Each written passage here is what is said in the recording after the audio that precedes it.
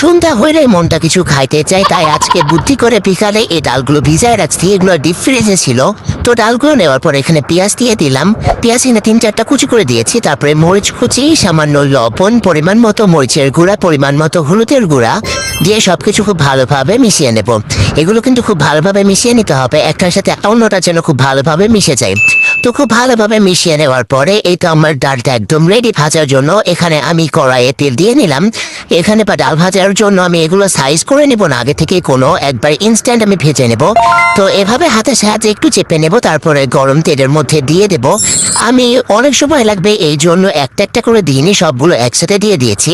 এগুলো কিন্তু সবগুলো একসাথেও দেওয়া যায়, একসাথে দিয়ে দিলে সময়টা অনেক কম লাগে। আমি চাচ্ছিলাম যত কম সময়ের মধ্যে হয়ে যায়। তারপরে আমি এখানে এক পাশ ভাজার পরে আরেক পাশে উল্টিয়ে নিয়েছি।